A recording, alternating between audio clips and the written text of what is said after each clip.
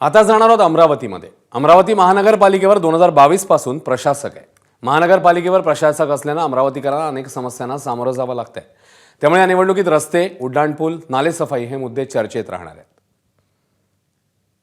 पालिकेच्या महासंग्राममध्ये मी स्वागत करतो। मी आहे सध्या अमरावती शहरातील जो मुख्य चौक आहे राजकमल चौक, या माझ्या पाठीमागे राजकमल चौक आहे आणि इथून जो उड्डाणपूल आहे, हा उड्डाणपूल काही महिन्यांपूर्वी बंद करण्यात आले। याचा परिणाम असा झाला की संपूर्ण शहरात वाहतूक कोंडीची समस्या निर्माण झालेली आहे आणि हा मुद्दा निवडणुकीमध्ये 100% गाजणार आहे महानगरपालिकेच्या। यावर बोलण्यासाठी आपल्या सोबत सर्व पक्षाचे नेते मंडळी, आपण त्यांच्याशी चर्चा करूया। आधी काँग्रेसकडे जाऊया। काँग्रेसचे प्रवक्ते मिलिंद चिमोटे, काय सांगाल, चायनाची भिंत सारखीच भिंत बांधण्यात आली आहे? नाही, हा 4.5 महिन्यापूर्वी जेव्हा पूल बंद केला तर अंधश्रद्धेसारखं लोकांना आम्हालाही वाटलं की बा काहीतरी याच्यामध्ये डिफेक्ट असेल म्हणून बंद झाला।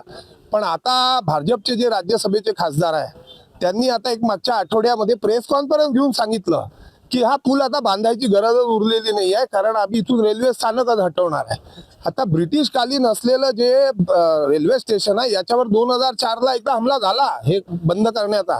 तेव्हा सुद्धा आदरणीय BT देशमुख साहेब, गवई साहेब, सुनील भाऊ देशमुख, आपलं हे शेखावत साहेब आणि प्रतिभाताई पाटील यांनी ते सगळं करून इथून मॉडेल रेल्वे स्थानक दिलं। आता ते बंद करण्याचं सुरू आहे। मी त्या दिवशी प्रेस कॉन्फरन्स मध्ये सांगितलं की ज्या इंजिनियरचा दाखला देऊन हे करून राहिले तो इंजिनियरची काही जागा वागा आहे का या रोडवरती हे पण तपासून पहा, तो लाभार्थी आहे का याचा। तो जर लाभार्थी असेल तर अशा प्रकारचे प्रस्ताव का येतात? आणि अर्ध्या मिनिटात सांगतो, 7.5 लाख चौरस फूट जागा रेल्वे स्टेशनची आणि 1.5 लाख चौरस फूट जागा नेहरू मैदानची, असा जॉईंट वेंचर आहे। या 9 लाख स्क्वेअर फूट जागेवरती कॉम्प्लेक्स आणि हे सगळं BOT वर PPP वर द्यायचं, याची किंमत आहे 2700 कोटी रुपयाची। ही सर्व 2700 कोटी रुपयाची भूमी जी आहे ती भूमाफियांच्या गळ्यात घालायची, त्यांच्या घशात घालायची आणि शहराची धरोहर उद्ध्वस्त करायची, एवढाच त्याच्या मागे हेतू होता।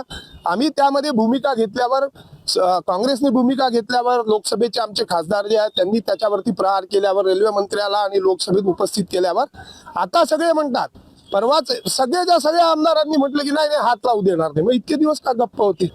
आमचं अमरावतीकरांचं दुर्दैव आहे, आपली तर IAS मॅडम आलेले आहे। लोकांना अपेक्षा होत्या त्यांच्याकडून फार का बाई ह्या आल्यावर काहीतरी सुधारण शहराचं। पण कचऱ्याचा विषय असो, रोडचा विषय असो, कारण की अनेक विषय असे आहे। आताच झालेली घटना आहे, 2 मुलं वारले, म्हणजे रोडमुळे का त्याचं मेंटेनन्स कसं केलं पाहिजे, त्याचं बांधकाम कसं केलं पाहिजे, या गोष्टीवर कोणाच लक्ष नाही। याच्या आधी 3-4 महिने आधी त्याच्या बाजूचा जो रोड आहे तिथे पण तशीच परिस्थिती। पण तिथचे जे प्रतिनिधी आहे यांनी आजपर्यंत कोणता प्रश्न नाही विचारला, कोणता सभागृहात प्रश्न नाही मांडला। आता तुमचं नागपूर अधिवेशन कशासाठी असतं? ABP माझा, उघडा डोळे बघा नीट।